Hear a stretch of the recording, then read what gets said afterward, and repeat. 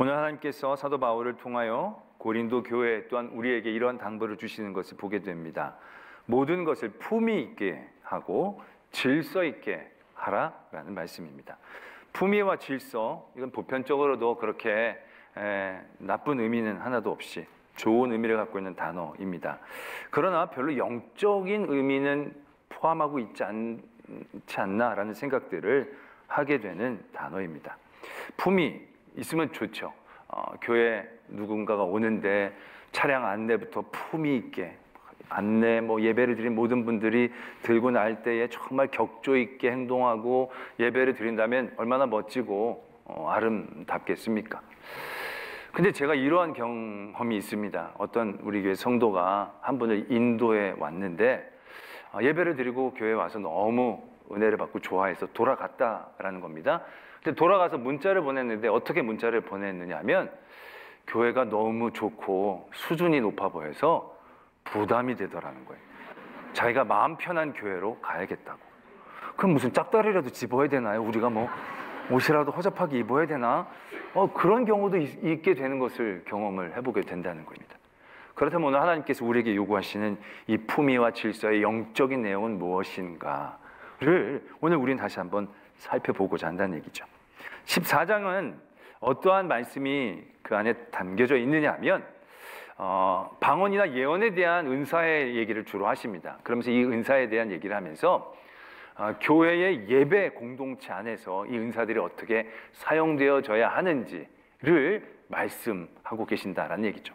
왜 그러냐면 그때 아마 고린도 교회에 이 성령의 은사가 굉장히 많이 자주 나타났던 것 같습니다. 근데 그때에는 솔직히 예배를 드릴 때 어떤 예배 순서가 딱 정해져 있지 않았던 시대입니다. 지금처럼 이런 여러 제의가 예법에 맞춰서 예배법에 이렇게 딱 어떠한 순서가 정해져 있지 않은, 그냥 찬송하는 시가 있고 말씀을 가르치는 시간이 있고 성찬을 드리고 그 다음엔 굉장히 자유롭게 그때그때 예배자들 가운데 성령의 감동을 받으면 방언 기도도 했다가 예언도 했다가 아마 그런 예배의 형식을 갖고 있었던 것 같습니다.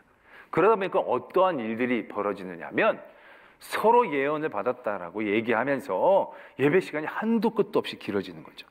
방언이 여기저기 튀어나오면서 흡사 무슨 고함치고 절규하는 그러한 장소처럼 느껴지게 되는 거죠. 그걸 오늘 사도 바울을 통해 하나님께서는 해결해 주고 계신다는 얘기죠.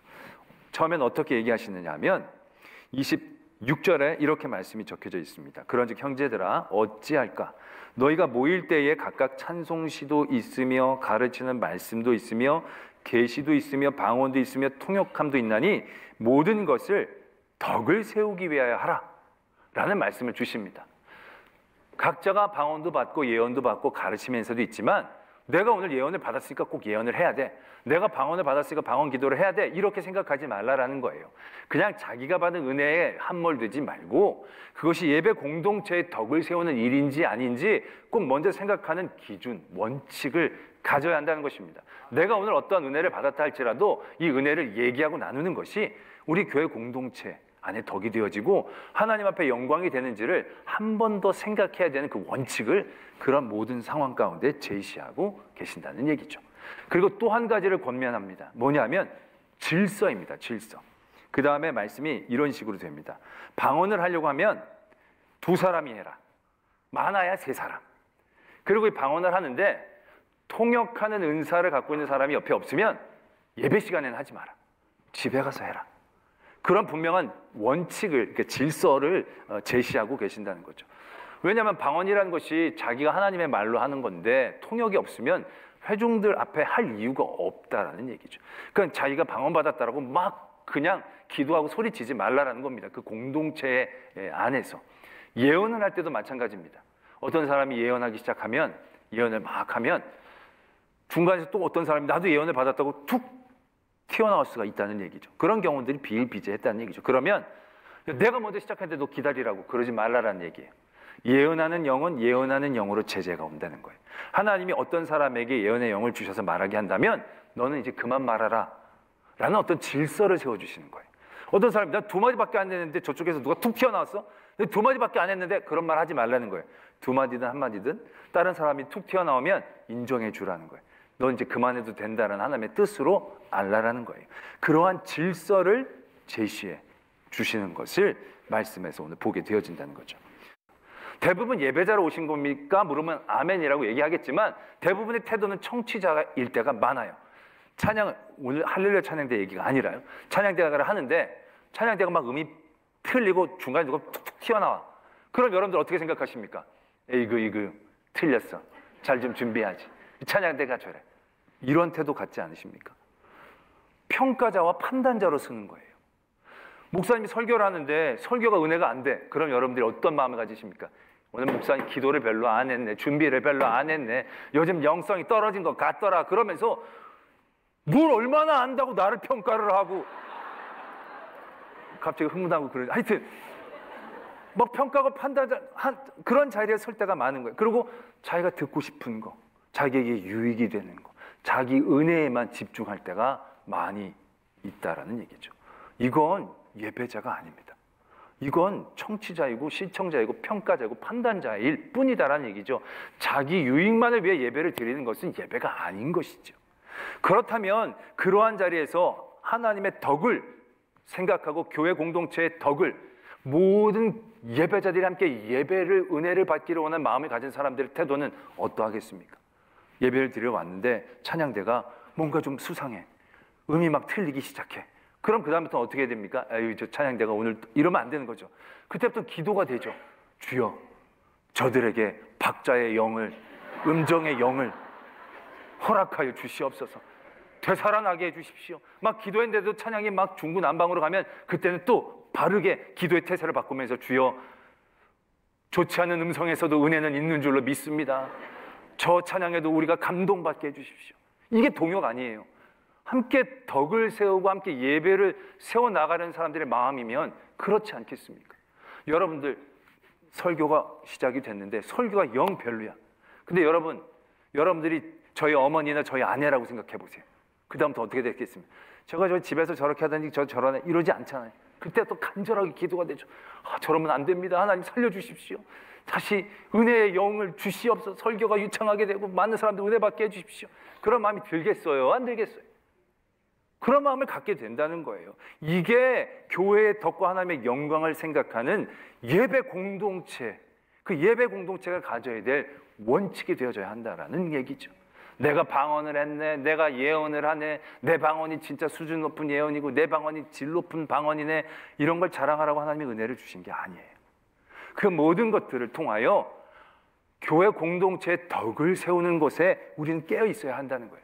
내가 지금 굉장히 감격스러운 방언을 받았어. 그런데 한 번 더 생각해 보는 거예요. 이 방언을 지금 하는 게 이 교회 공동체 안에 덕이 되고 하나님 앞에 영광이 될지, 그걸 한 번 더 생각해 보아야 한다는 얘기죠. 그 다음에 질서에 대한 부분도 마찬가지입니다. 우리가 예배를 드릴 때 질서? 우리는 뭔가 순서가 딱딱딱 정해져 있기 때문에 굳이 질서가 필요할 것 같아 보이지는 않습니다. 근데 이 질서는요, 모와 열을 맞추고 순서와 차례를 맞추는 질서만을 의미하는 게 아닙니다. 33절에 보면 이렇게 말씀이 적혀져 있어요. 하나님은 무질서의 하나님이 아니시오 오직 화평의 하나님이시니라.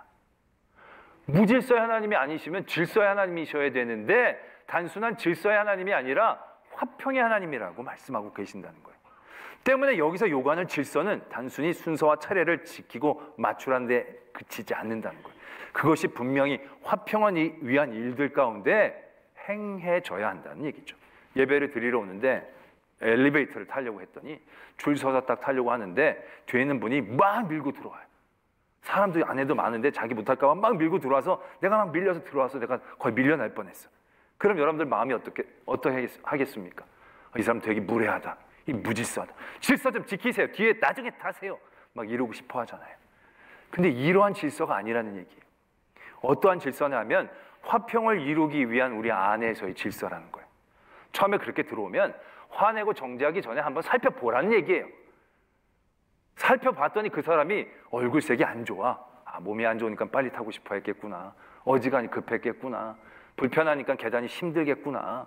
그런 이해할 수 있는, 보다 더 그를 품을 수 있는 순서, 그 품을 수 있는 여지를 만들어낼 수 있는 질서, 그러한 질서를 원하고 계신다라는 얘기죠. 그런데 그 다음에 말씀이 좀 우리가 부담스럽게 여기는 말씀이 이어지죠. 어떤 말씀이 이어지느냐면 그렇게 원칙과 질서를 가지고 예배에 임해라 라고 말씀을 하시고 난 다음에 갑자기 여자는 교회에서 잠잠하라 라는 말씀을 오늘 발견하게 된다는 거죠. 이 고린도서가 11장에서도 그런 부분이 나오고 이 14장에서도 나오고 이 여성 신학자들이 굉장히 불편하고 싫어하는 대목이 됩니다. 모든 여성 우리 성도들께서도 되게 기분 나빠하는 부분이 될 수도 있습니다. 들어보면 기분 나빠요. 여자는 교회에서 잠잠하라. 그들에게는 말하는 것이 허락함이 없나니 율법에 이런 것 같이 오직 복종할 것이다. 만일 무엇을 배우려거든 집에 가서 자기 남편에게 물을지니 여자가 교회에서 말하는 것은 부끄러운 것이라. 기분 안 좋죠.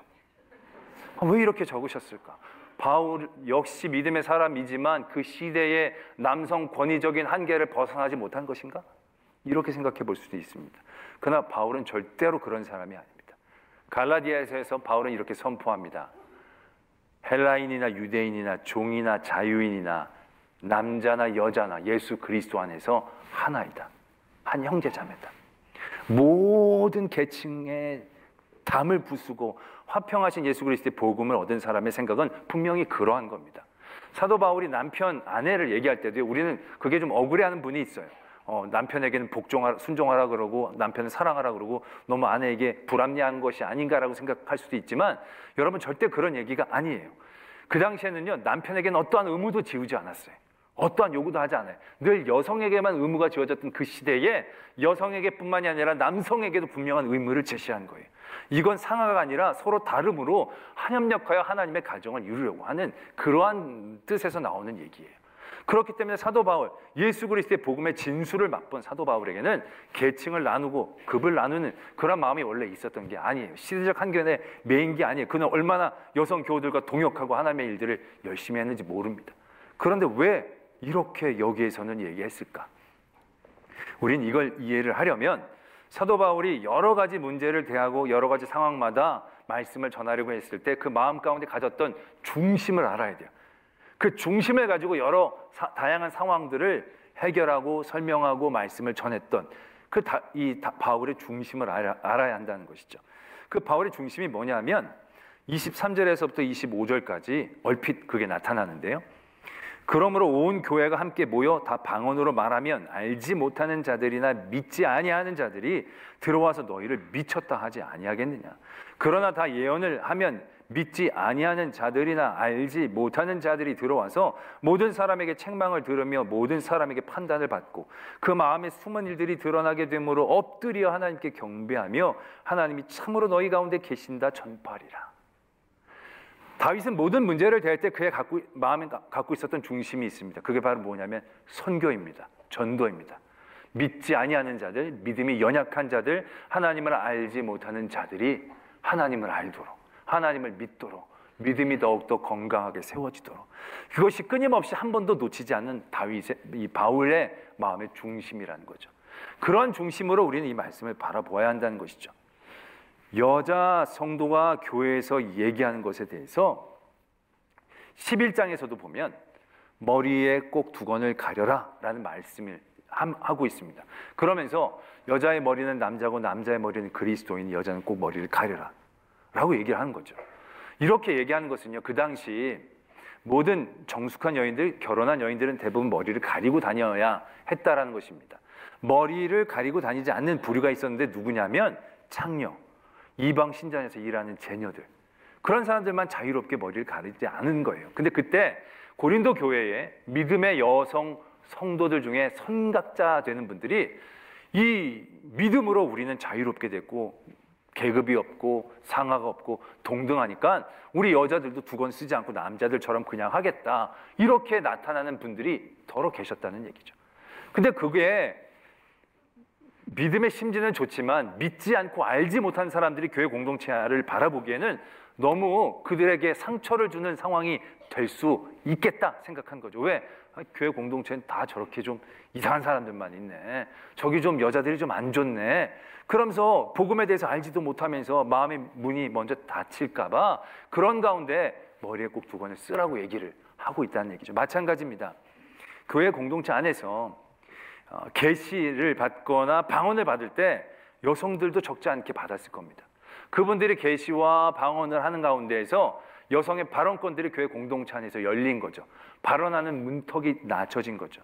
그러다 보니까 어떤 현상이 일어났느냐 하면 계시와 방언을 하면서 교회 공동체 안에 예배를 돕는 일 이외에 쓸데없는 질문을 하기 시작하는 그런 여성들이 있었다는 거죠. 그래서 예배의 흐름을 방해하고 자기가 더 관심이 많고 여기에 생각이 많은 것처럼 뭐 과시하면서 묻고 그 흐름을 방해하는 분들이 분명히 있었던 것 같습니다. 그래서 그런 분들에게 다른 사람들이 바라보면서 이 교회 공동체 완전히 여기 진짜 여기는 완전히 뭐 완전 쑥대밭이네, 여기 완전히 이게 이 위도 아래도 없고 시험에 들 수도 있기 때문에 그런 여자들에게 잠잠하라고 이야기하고 계시는 것이다 라는 얘기죠. 그렇다면 이렇게 생각하실 수도 있을 겁니다. 그러면 그렇게 얘기하면 되지 않느냐고, 교회에서 잠잠해 달라고. 왜? 여성들 많이 얘기하면 믿지 않는 사람들이 보고 오해하고 그럴 수도 있으니까, 우상 제물을 사람들이 보고 오해할 수 있으니까 먹지 않는 것처럼 그냥 좀 조용해 주시면 안 되겠습니까? 뭐 이렇게 얘기하면 좋은데 그게 아니잖아요. 뭐 율법에 막 이런 식으로 얘기를 하잖아요. 왜 이렇게 얘기를 하시는가? 나중에 만약에 그렇게 얘기를 했다라고 한다면 반론이 생길 수 있다는 거죠. 어떤 반론이냐면, 아니 두건을 쓰고 있는 것보다 두건을 벗는 게 선교에 더 유리하지 않겠느냐고. 많은 억압된 여성들이 두건을 쓰고 자유롭게 하고 있는 이 교회 공동체를 보면 더 오지 않겠느냐고, 선교에도 도움이 되지 않겠느냐고. 아마 이렇게 얘기하는 경우들 생길 수 있다는 얘기죠. 그럼 그 얘기 때문에 또 불협화음이 생기게 되어지고 에너지가 낭비되어질 수 있다는 얘기죠.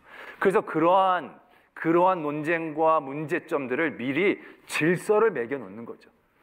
말씀에 여자 위에 남자, 남자 위에 그리스도, 이건 상하를 얘기하는 게 절대로 아니에요. 그 모든 존재의 자리에서 다양하게 하나님의 일들을 하는 것을 의미하는 거죠.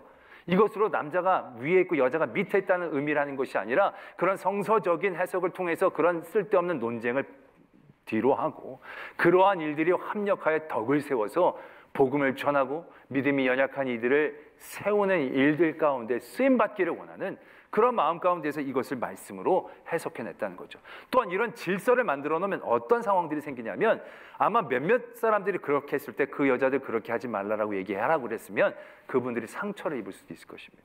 그들에게 이러한 질서를 제시하며 권면을 하는 거죠. 특정인을 정죄하는 게 아니라 이런 일들을 권면하며 상처받지 않고 자기가 깨달아서 하나 되며 화합하는 그런 모습을 원했기 때문에 이러한 말씀으로 선교적인 덕과 질서를 위해 이렇게 말씀하신 것으로 우리는 이해해 볼 수 있다라는 것입니다. 이렇게 되면 우리는 하나님께서 모든 것을 품위 있게 하고 질서 있게 하라는 것에 이 품위와 질서의 영적인 의미들을 보다 더 분명하게 깨달을 수 있게 되어지는 거죠. 며칠 전에 어떤 기사를 봤습니다. 그 기사의 내용은 뭐냐면, 어떤 분이 지하 주차장에서 차를 빼고 나갔는데 옆에 있는 차를 긁었습니다. 고급 외제차라고 합니다. 내려서 봤더니 이렇게 스크래치가 난 거예요. 가만히 들어봤더니 스크래치 안에 원래 있었던 기스 같은 게 있었던 것 같은 느낌이 받은 거예요.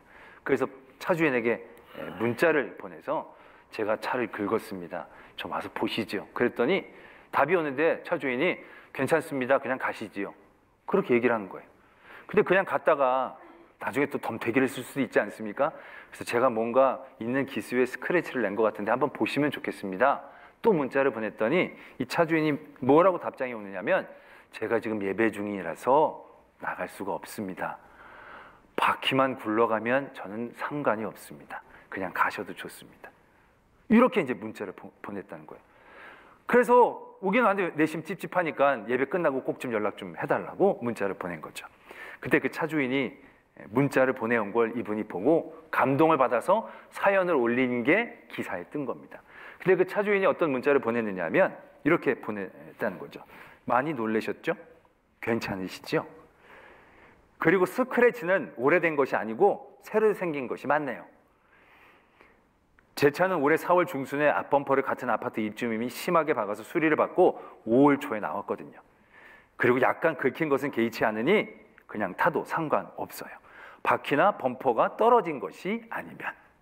제 생각에 나중에 집사님 차를 어느 분이 혹시 살짝 긁으면 상황에 따라 다르겠지만 조금 봐주시면 어떨까 합니다.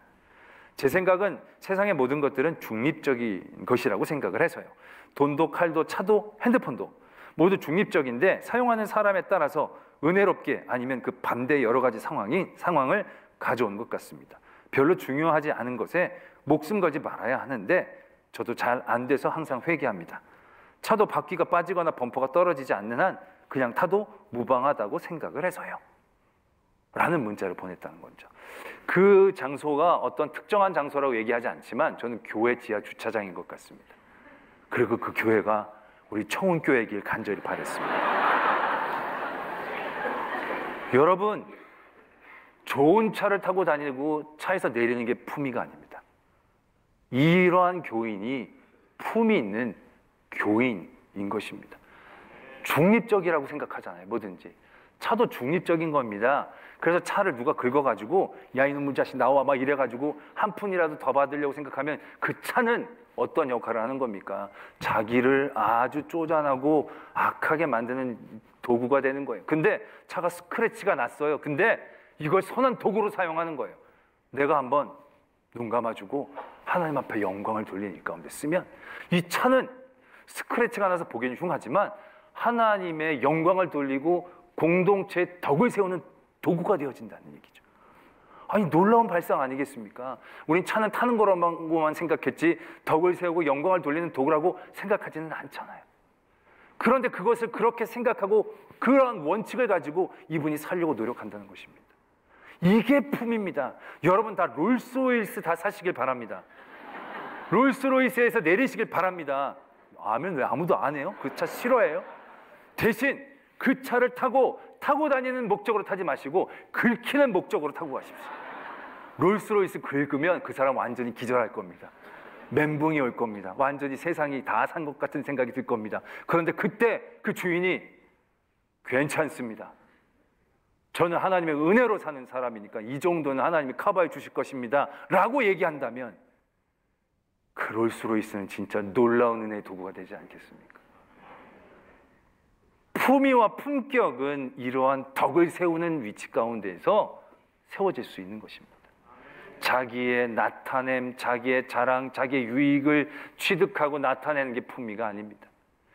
자기를 낮추고 공동체의 덕과 하나님의 영광을 위하여 자기의 손해와 유익들에 대하여 넘어설 수 있는 성도, 그게 품위입니다. 오늘 예수님은 그런 품위를 우리에게 말씀하고 계시죠. 예수님의 품위가 바로 그것 아닙니까?